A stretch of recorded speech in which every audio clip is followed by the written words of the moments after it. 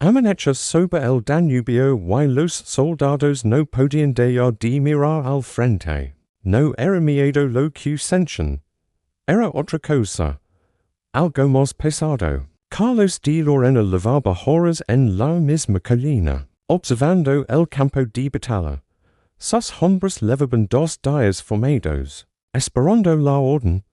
Detrás de ellos, los carros de munición apenas se movían. Delante, solo hierba, agua estancada y un horizonte que no terminaba nunca. Alguien dijo que aquella misma tierra, ecocentras, se había bebido la sangre de 20,000 húngaros. Los soldados más viejos se persignaron. Los jóvenes apretaron sus mosquetes y trataron de no pensar en reyes ahigados con la armadura puesta. Pero los muertos pasaban. Se sentían en el aire. El duque bajó de su caballo y camino entre las tiendas. Quería que sus hombres lo vieran cerca. No quería que creyeran que planeaba la batalla de ellos. Como un noble más que nunca había leído la pólvora.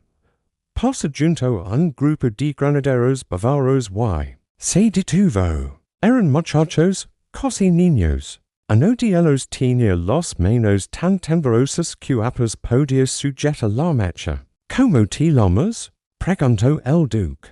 Johann, respondió el muchacho. Johann, dentro de unas horas vas a lanzar una granada contra las líneas enemigas. ¿Sabes lo que eso significa? El muchacho negó con la cabeza. Significa que vas a cambiar esta guerra. No le digo que probablemente moriría. No le digo que muchos de los que estaban allí no verían el otro lado del arroyo. Le digo la verdad. Que aquella batalla no sería como los anteriores. Al otro lado del campo, Sori Suleiman Paya también miraba a sus soldados. El visir no dormía desde hachas noches. Sus espías le contaban que los alemanes tenían más cacones, más pólvora y mayor posición. Pero él no podía retirarse. Si retrocedía sin lugar, el sultán le enviaría el mismo cordón de seda que recibió Kara Mustafa. Así que decidió atacar. La orden liga las filas otomanas como un rumor que poco a poco se convirtió en grito. Los tambores comenzaron a sonar. Los janizaros, vestidos con sus túnicas azules, se pusieron en marcha. Caminaban despacio, con la cadencia de quien ha hecho esto 1000 veces. Pero algo fallaba. No avanzaban con la seguridad de antes. Sus pasos eran más cortos, sus filas menos rectas. Levaban días sin cama caliente, levaban meses sin cobrar. Y levaban ecos pidiendo. Carlos de Lorena vio venir la avalancha y no se movió. Esperé que los otomanos cruzaran el arroyo. Esperé que sus pies se hundieran en el barro. Esperé que los caballos empezaran a resbalar en la pendiente. Entonces levantó la mano y dio la orden. La artillería imperial habló primera. Los cacones escupieron metralla. Contra las filas otomanas. No eran balas macizas, sino paquetes de clavos y piedras envueltas en lona. Cuando impactaban contra la masa de soldados, no atravesaban un hombre, destrozaban días. Los janizaros cerraron filas y siguieron avanzando. Entonces liga el turno de los granaderos. El muchacho Johann, aquel que temblaba horizontes, incendió su mecha y lanzó la primera granada con los ojos cerrados. No vio donde caer. Solo escuchó la explosión y, después, los gritos. Cuando abría los ojos, las filas otomanas tenían un hueco. Y entonces todo se desordenó. La caballería otomana intenta rodear el flanco izquierdo. Pero los spontanos se tragaron a los caballos. Los jinetes tiraban de las riendas, golpeaban los costados de sus monturas, maldicen en turco, en árabe, en lenguas que nadie entendía. El barro no soltaba a nadie. Los cipajes, aquellos guerreros que habían conquistado medio mundo, se convirtieron en blancos fáciles. Los Muscates Alemanes Desperaban dest la orilla seca y en genitras otro cae al agua. Sorry Suliman paya mira su derecha y vio que el flanco ya no existia. Mira su izquierda y vio que la caballería ligera huya hacia los bosques. Mira al frente y vio que el centro resistia, pero apenas. Ordino esas hombres que aguantaron. Grito hasta darse fanico. Desenveno su sable y segolo la colina enemiga. Nadie los siguió. Los primeros en romper fueron los irregulares bosnios. Dejaron caer sus armas y corrieron hacia él. Sin mirar atrás. Detrás de ellos, los soldados egipcios hicieron lo mismo. Luego los sirios. Luego los kurdos. Los janízaros se quedaron solos en el centro del campo. Y on así, no hieren. Carlos de Lorena observó dest la colina como aquellos hombres, rodeados y sin esperanza, siguen luchando cuerpo a cuerpo. No había estrategia. No había orden. Solo hombres que mataban y morían en el mismo segundo. El duque sintió algo parecido al respeto. Pero también sintió que aquella era su oportunidad. Ordenó la carga de caballería. Ocho mil jinetes bajaron de las colinas como un solo animal de acero. Los caballos alemanes, grandes y pesados, aplastaron lo que quedaba de las líneas otomanas. Las espadas caen una y otra vez. Los janízaros, superados en número y sin formación, resistieron hasta que dejaron de respirar. Cuando la caballería pasó, el campo quedó en silencio. El sol comenzaba a esconderse tras el Danubio. El agua, antes meron reflejaba tonos rojizos. Los heridos gemían entre los juncos, los corvos. Ya empezaban a volar bajo, oliendo la carne. Carlos de Lorena recorrió el campo de batalla. Vio cuerpos otomanos apelados como sacos de grano. Vio caballos muertos con las herraduras en brillantes. Vio estandartes verdipisados en el barro. Vio al muchacho Johan, el granadero, sentado en una piedra, mirando sus manos manchadas de pólvora. Sigue temblando, preguntó el duque. No, respondió Johan. Yo no tiemblo. El duque asintió y siguió cabalgando. En Estambul, la noticia tardó 2 días en llegar. Cuando el primer mensajero entró en el palacio de Topkap, los cortesanos supieron que algo terrible había ocurrido. No por lo que dijo el mensajero, sino por como lo dijo.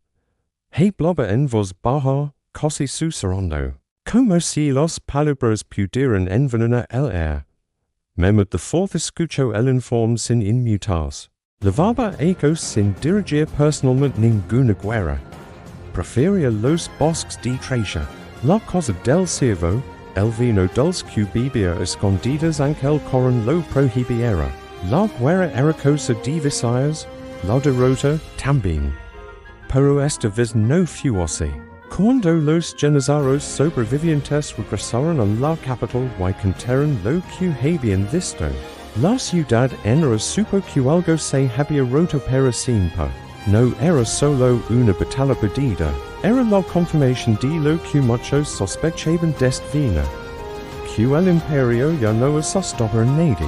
Los comerciantes del Gran Bazar cerraron sus puertas. Los alemanes predicaron contra la corrupción del gobierno. Los mujeres se asomaban a las ventanas y preguntaban a los soldados si sus maridos volverían algún día. Nadie respondía. Y en las afueras de la ciudad, enerados en fosas comunes, los janízaros de Mohács comenzaban su último viaje hacia el olvido. Cada uno levaba al cuello una pequeña leve de hero.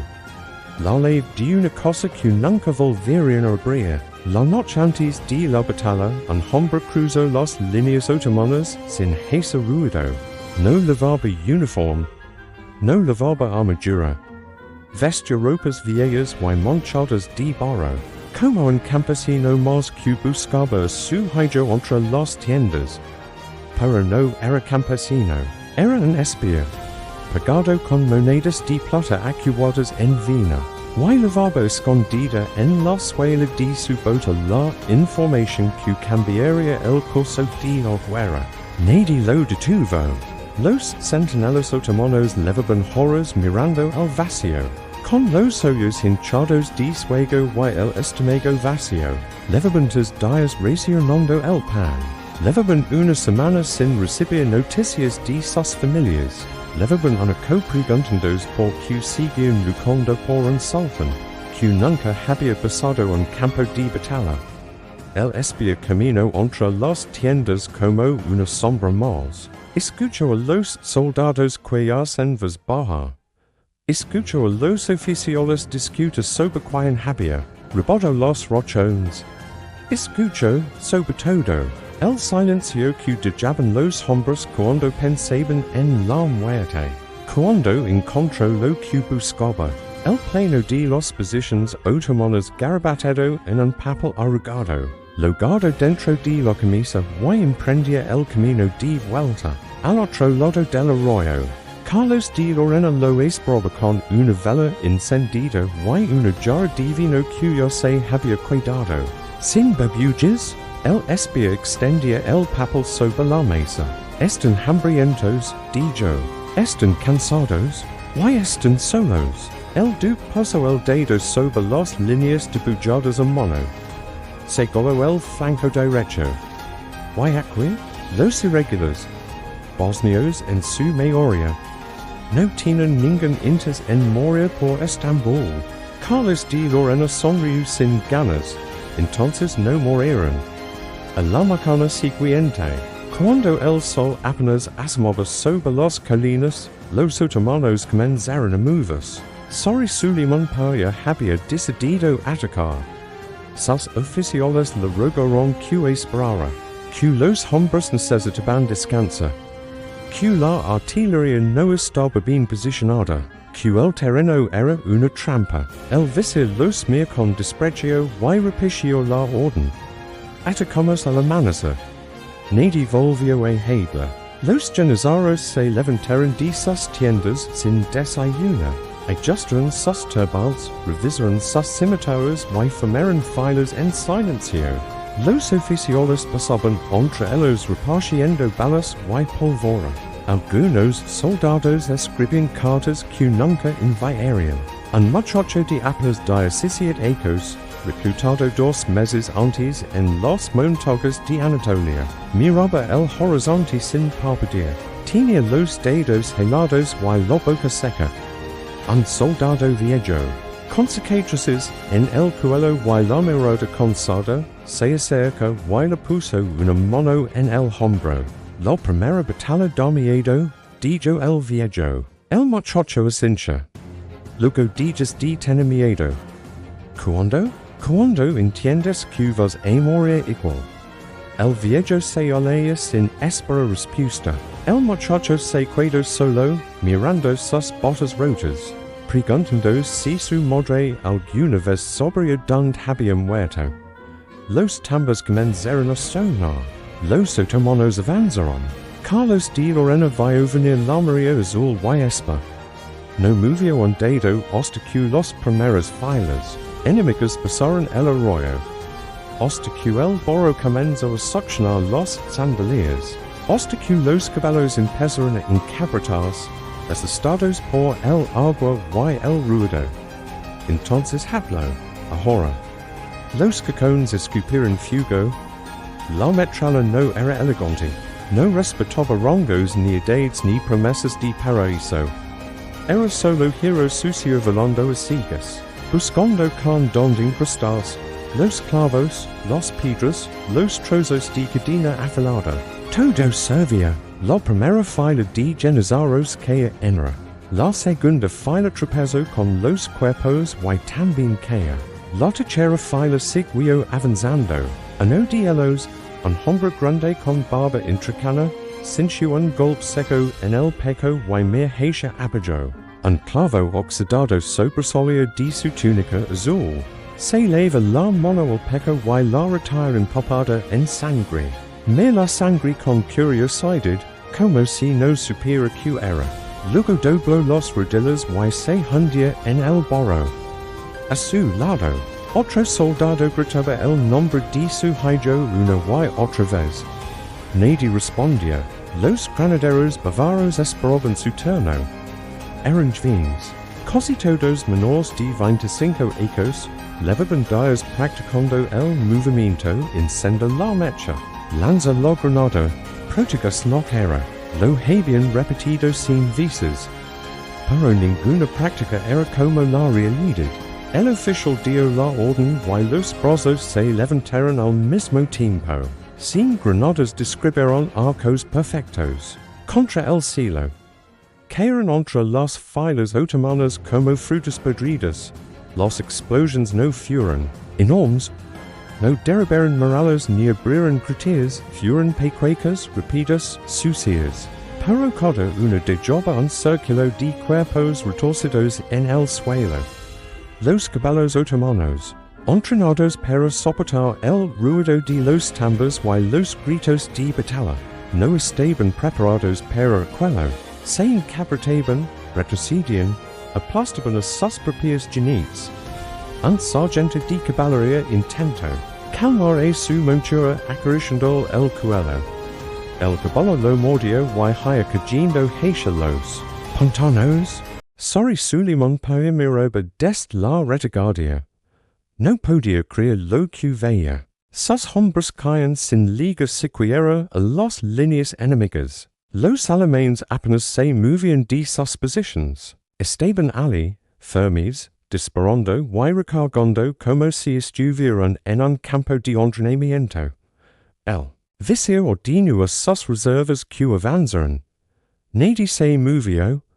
Mira sus oficiales. Ellos miraron al suelo. He dado una orden, dijo el vicio. El comandante de la reserva. Un hombre viejo con una cicatriz que le cruzaba la cara de lado a lado, nega con la cabeza. No hay reservas, excelencia. Los hombres se niegan a avanzar. Sorry Suleiman Paya sinchu que el suelo se abría bajo sus pies. Que quiz desire con que se niegan? Quiero desire que prefieren ser fusilados por usted que morir allí fuera. El vicio mir hacia el campo de batalla. El flanco derecho ya no existía. Los bosnios habían huido media hora atrás, arrollando sus armas al río para correr más rápido. Los sirios los siguieron. Luego los egipcios. Luego los kurdos. Solo quedaban los janizaros. Y los janizaros estaban rodeados. Carlos de Lorena contuvo la orden de carga durante más tiempo del necesario. Quería que los otomanos sintieran cada segundo. Que miraron a sus compañeros que eran no tras otros sin poder hacer nada. Que entendieran, por fin, que no había escapatoria. Luego levantó el brazo y lo dije. Los jinetes pesados descendían de las colinas como una avalancha. Ocho mil caballos, 8,000 espadas, 8,000 hombres que habían esperado este momento durante años.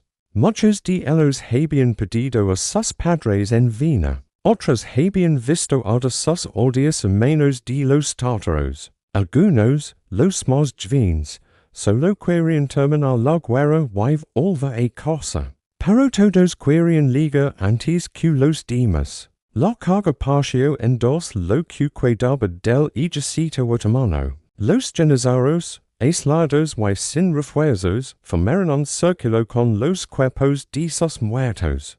No había órdenes. No había estrategia. Solo hombres que vendían caras sus vidas porque ya no les quedaba nada más. Uno de ellos, el muchacho de Anatolia que horizontes temblaba en la formación, luchó con una chimicara que apenas podía levantar. Tenía un corte en el brazo derecho y otro en la frente. La sangre le cegaba un ojo.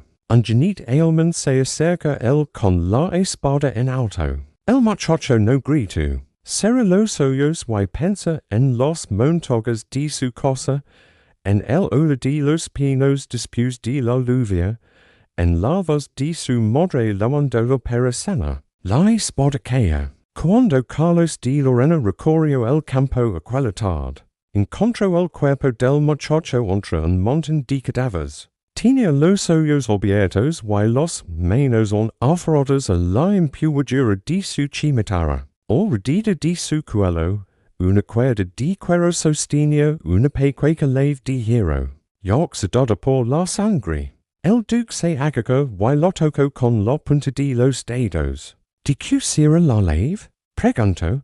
Nadie supo responder. Al anochecer, el Danubio seguía arrastrando cuerpos hacia el sur. Los pescadores de la aldea más cercana no salieron a trabajar durante una semana. El agua sabía a hierro y los peces habían desaparecido. En las tiendas imperiales, los soldados bebían vino barato y contaban colchones de sus tierras. Algunos reían, otros lloraban. La mayoría solo quería dormir y no socar. El muchacho Johann, el granadero, se sentó junto al fuego y miró sus manos. Yo no temblaban. Se preguntó si eso era bueno o malo. Carlos de Lorena escribía una carta a su esposa. Le contaba que había llovido, que los caballos estaban cansados, que la comida era mala. No le contaba nada de la batalla. No encontraba las palabras. Afuera, el viento movía los estandartes abandonados en el barro. El verde del profeta, pisoteado y roto, ondulaba como una bandera a media asta. Nadie lo recogió. La batalla levaba tus horrores y nadie había gritado todavía. No era normal. En otras guerras, los soldados gritaban al cargar, maldicen al enemigo, rezaban en voz alta. Pero aquella macana, sobre la llanura de Mohács, solo se escuchaban los disparos, las explosiones y el ruido del barro bajo las botas. Los hombres morían en silencio. Sorry Suleiman. Paya observaba desde su caballo y sentía que el mundo se desmoronaba pieza por pieza. Había dirigido batallas más grandes. Había enfrentado ejércitos más numerosos. Pero nunca había visto a sus soldados rendirse antes de morir. Los genizarios del centro en resistión eran 2000. Quizmenos. Habían perdido la cuenta de los muertos. Formaban un círculo imperfecto, empujados contra el arroyo, con el agua helada golpeando los pantarillas. No tenían artillería, no tenían caballería, no tenían ningún lugar donde, pero tenían sus cimitaras. Un oficial alemán se acerca al borde del círculo con una bandera blanca. Rindados, dijo en turco, con un acento tan malo que casi resultaba cómico. El duque garantiza que no serán ejecutados.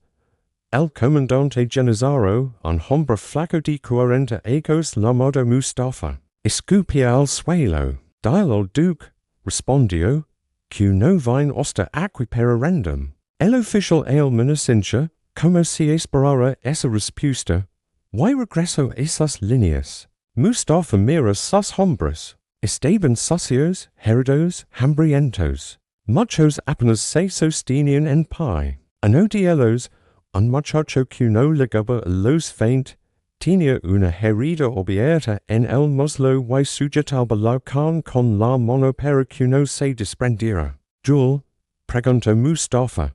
Sí, respondió el muchacho. Bien. Joel más perda. La siguiente carga alemana no se hizo esperar. Esta vez no vinieron con espadas. Vinieron con mosquetes y bayonetas, cálidas. Avanzaban en fila lentos, metódicos, como seguidores entrando en un campo de trigo. Los genizaros resistieron el primer disparo, resistieron el segundo. Cuando los alemanes estuvieron lo bastante cerca para usar las bayonetas, el círculo se rompió. Mustafa luchó con dos oficiales al mismo tiempo. Mató al primero de un tallo en el cuello. El segundo le clava la bayoneta en el hombro. Mustafa arrancó el hierro de su carne y lo devolvió con un golpe que partió la mandíbula del alemán. Vio al muchacho de la herida en el muslo caer de rodillas. Viotas soldados enemigos. Rodelo. Vio como el muchacho levantaba la chimatara con el brazo tembloroso. Y la jobaquea sobre el primero. Luego no vio más. Una bola le atravesó el cráneo y Mustafa cae al agua boca abajo. Detrás de él, el muchacho siguió luchando hasta que ya no pudo levantar los brazos. En la retaguardia otomana, el pánico se extendía como un incendio en un bosque seco. Los soldados que habían huido de la batalla corrían sin dirección, empujándose unos a otros. Tirando las armaduras para correr más rápido. Algunos se quitaban las botas cuando el barro se los tragaba. Otros se erigiban al Danubio y trataban de cruzar nado. Los que no sabían nadar se ahogaban. Sorry Suleiman Paya contemplaba el desastre con los ojos secos. No sentía rabia, no sentía miedo. Sentía, sobre todo, un consuelo inmenso, como si hubiera envejecido 30 años en 4 horas. Un asistente le cerca el caballo. Excelencia, debemos partir. Los alemanes rodaron la colina en cualquier momento.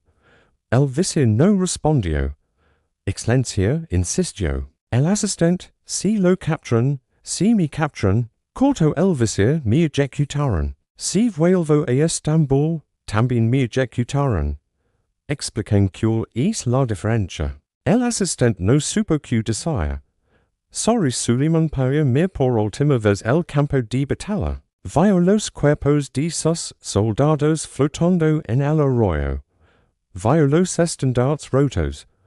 Vio el humo negro que salía de los cacones alemanes. Luego el caballo y espolí los flancos. No me atrás en todo el camino. La noticia de la derrota voló más rápido que los caballos. Los campesinos de los pueblos chicanos vieron pasar a los soldados otomanos en retirada y cerraron sus puertas. Algunos escondieron a sus hijas en los graneros. Otros afilaron sus hoces y esperaron. Los soldados no se detenían a socorrer, no pedían comida ni agua.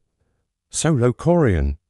En Belgrado, la guarnición otomana supo lo que había ocurrido antes de que llegara el primer mensajero. Lo supieron por la cara de los oficiales, por los heridos que llegaban en carretas, por el silencio que de repente llenó los cuarteles. El comandante de la fortaleza, un anciano que había luchado en 30 batallas, se senta en su despacho y escribía una carta a su hijo. Dice, vuelve casa. Esto se ha acabado. No especificaba que era lo que se había acabado. El hijo entendía igualmente. 2 días después, un barco atracó en el puerto de Estambul. Traía a los primeros supervivientes de Mohács. No eran oficiales ni comandantes. Eran soldados rusos. Hombres sin nombre que habían logrado escapar del cerco nadando o escondiéndose entre los juncos. Bajaron del barco con las ropas podridas y la mirada perdida. Los estibadores del puerto dejaron de trabajar para mirarlos. Los vendedores ambulantes calaron. Sus pregones. Los mujeres que esperaban noticias de sus esposos se acercaron despacio. Con miedo y pregunta. Uno de los soldados, apenas un muchacho, se senta en el suelo y se quita las botas. Tenía los pies ampolados, sangrantes, destrozados por la maja. Una mujer se arrodilló junto a él. ¿Conoces de mi hijo? Preguntó. Se llamaba Ahmed. Tenía diseños vacos. El muchacho levantó la vista. Todos tenían diseños vacos, respondió. La mujer se quedó inmóvil. Luego se levantó, dio media vuelta y caminó hacia su casa sin decir nada más. Al día siguiente, el mercado amaneció vacío. Nadie abrió sus tiendas. Nadie compró ni vendió. Los comerciantes se reunieron en las mezquitas y hablaron en voz baja. No hablaban de política ni del sultán. Hablaban de sus hijos, de sus hermanos, de sus sobrinos que habían partido hacia el norte y nunca volverían. En el palacio de Topcap, Mehmet IV recibió la noticia mientras desayunaba. El mensajero leía el informe en voz alta. Habló de badges, de posiciones pedidas, de la retirada del vicia. No mencionó a los genizarios que habían lucado hasta Moria. No mencionó al muchacho de Anatolia con la leve el cuello. No mencionó a Mustafa, el comandante que prefirió escupir el suelo antes que rendirse. Habló solo de números.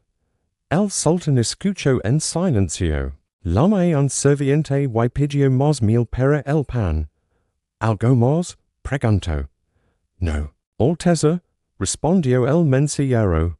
Entonces puedes retirarte. El mensajero dudó un instante. Alteza. Los soldados hablan. Dicen que la derrota fue culpa de los oficiales. Dicen que nadie los dirigió. Dicen que. He dicho que puedes retirarte.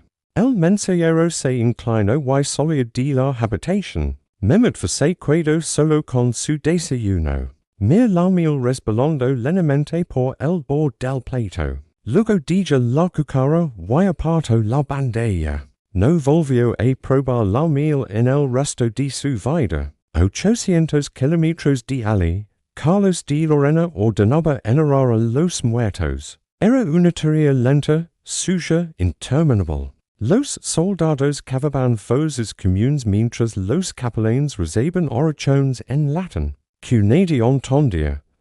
Algunos alemanes loraban a sus compañeros caídos. Otros miraban en silencio, con los brazos caídos a los costados.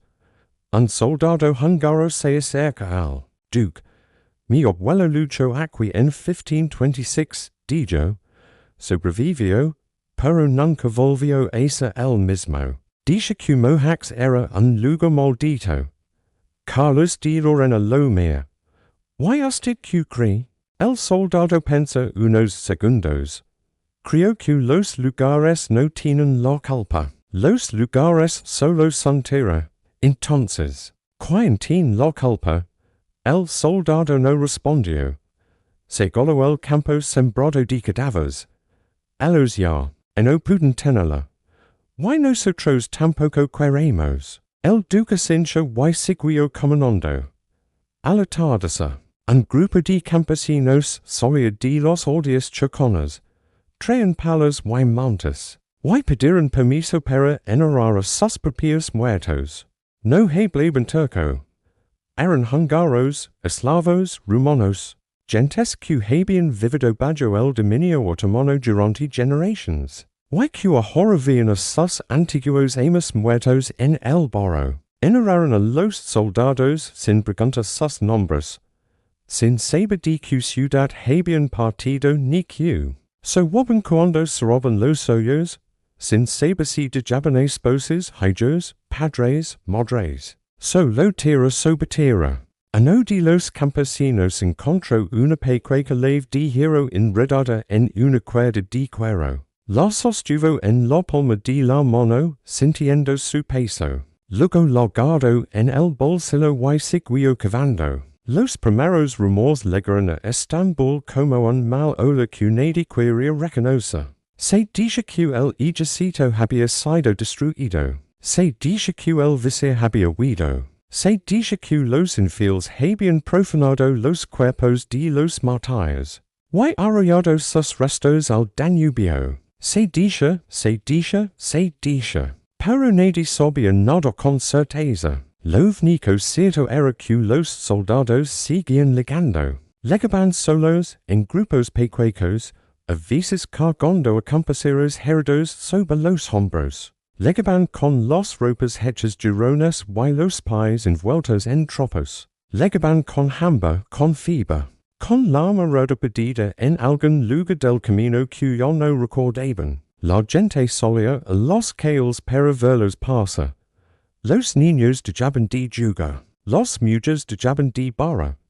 Los viejos dejaban de tomar té en las puertas de sus casas y se levantaban despacio, apoyándose en bastones que apenas sostenían sus manos temblorosas. Buscaban una cara conocida. Casi nunca la encontraban. un anciano se acerca un grupo de soldados que descansaban junto a la mezquita de sultanamet. Levaba una pequeña bolsa de cuero, colgada al cuello.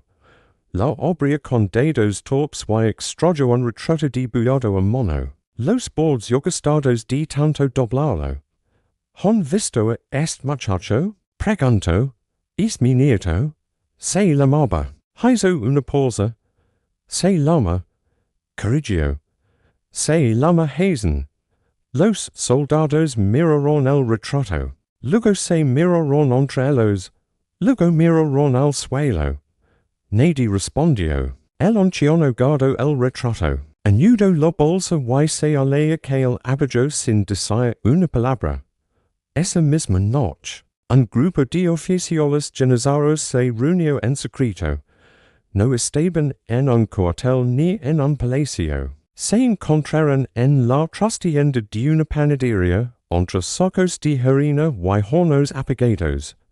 El Dugo, un antiguo soldado que había pedido una mano en Creta, hizo guardia en la puerta. No podemos seguir así, dijo el más viejo. El sultán no gobierna. Los visaires no dirigen.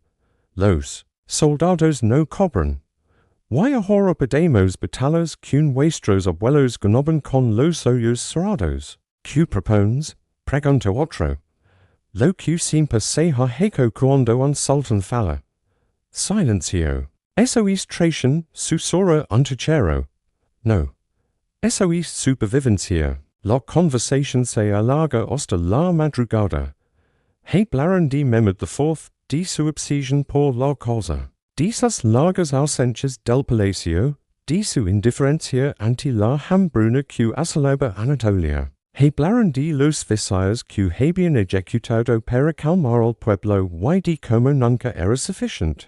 Cuando el sol comenzó a clarear, los oficiales salieron de la panadería uno por uno. No levaban espadas, no levaban armaduras, levaban escondido bajo las copas. Una decisión que cambiaría la historia del imperio. A las afueras de la ciudad, en un campamento improvisado, los supervivientes de Mohács intentaban recomponer sus vidas. No era fácil. Algunos no podían dormir. Otros no podían dejar de dormir.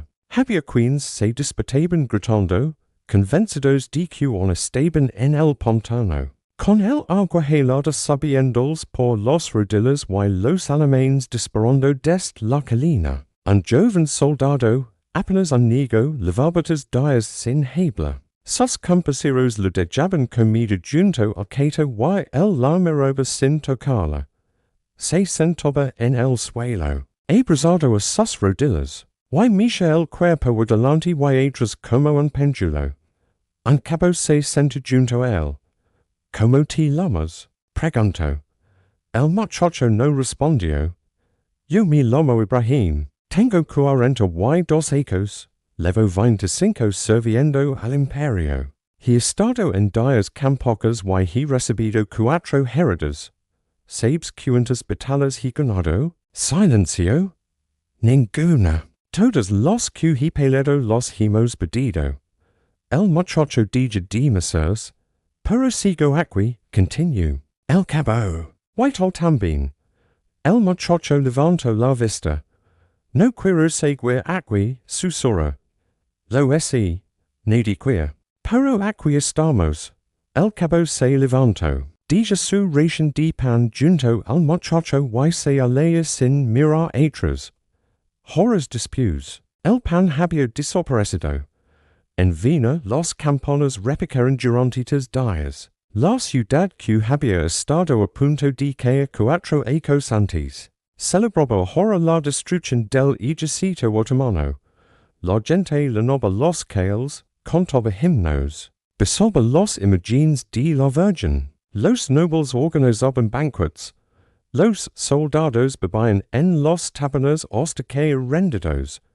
El emperador Leopoldo recibió a Carlos de Lorena con todos los honores. Me han dicho, dijo el emperador, que los otomanos ya no volverán a amenazarnos. Me han dicho lo mismo, Respondio el Duque, pero no me lo creo. Leopoldo arqueo una sella, no creen la victoria. Creo en la victoria de hoy, mañana ya veremos. El emperador no insistió. Estaba demasiado ocupado repartiendo títulos y tierras entre sus generales, como para prestar atención a las dudas de un hombre que acababa de regalar el medio reino. Carlos de Lorena se retira a sus habitaciones. Cerra la puerta y se senta junto a la ventana. Afuera, vino a dia en celebraciones. Adentro, lo había silencio. Saca una carta de su bolsillo. La había recibido esa mañana, escrita de pupo y letra por su esposa. Hablaba de los niños, del jardín, de la cosecha de manzanas. No mencionaba la guerra, no preguntaba por los muertos. Dobló la carta con cuidado y la guardó bajo la almohada. Luego cerró los ojos y trató de dialogar no pudo. 3 semanas después de la batalla, la noticia llega finalmente a París.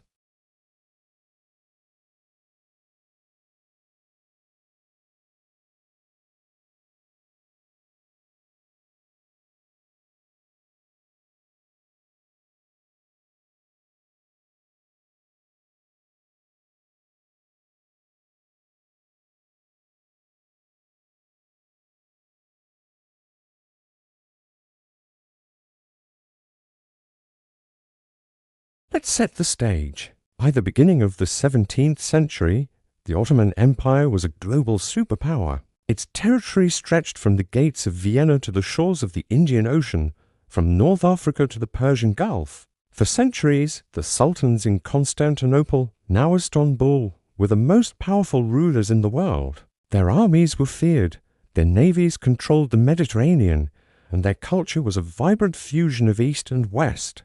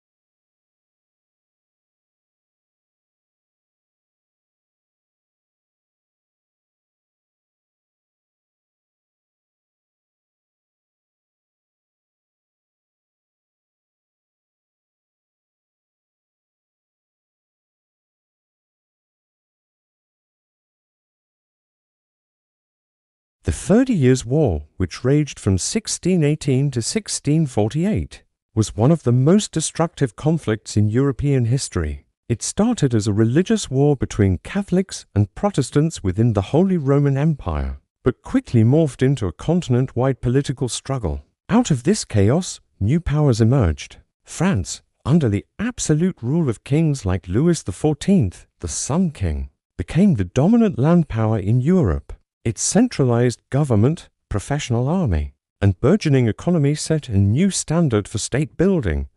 To the east, the Habsburgs of Austria, having weathered the 30 Years' War, consolidated their power base in Central Europe. They increasingly saw themselves as the primary bulwark against Ottoman expansion, and their rivalry with the Ottomans would define the politics of the region for centuries.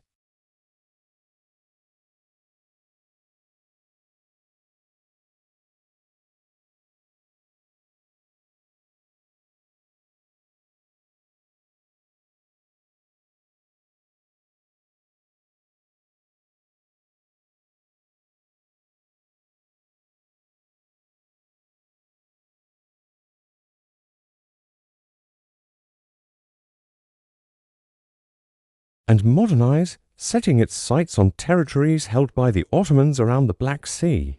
So, how did these two worlds, the declining Ottoman Empire and a dynamic, competitive Europe, collide? The most dramatic flashpoint was the Great Turkish War, which culminated in the legendary siege of Vienna in 1683. The Ottoman Grand Vizier, Kerim Mustafa Pasha, led a massive army to the heart of Europe, intending to capture the Habsburg capital. For 2 months, the city held out against overwhelming odds.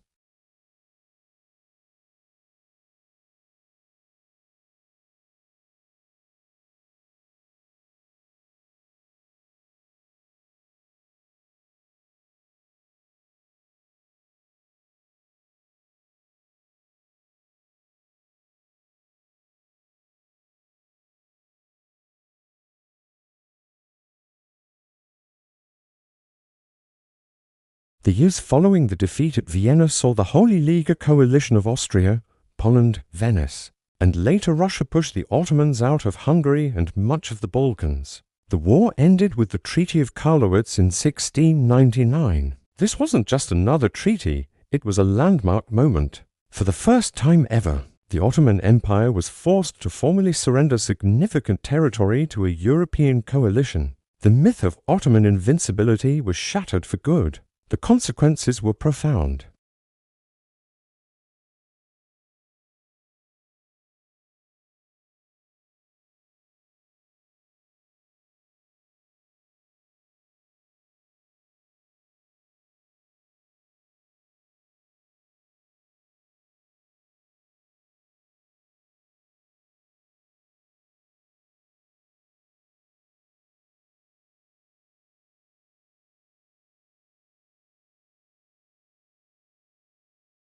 For Europe, the Ottoman decline opened up a power vacuum in the East. This created what would become known as the Eastern Question, the question of what would happen to the Ottoman territories as the empire weakened. This question would dominate European diplomacy for the next centuries, leading to numerous wars and crises as powers like Austria, Russia, Britain, and France competed for influence and territory at the expense of the sick man of Europe, as the empire would later be called.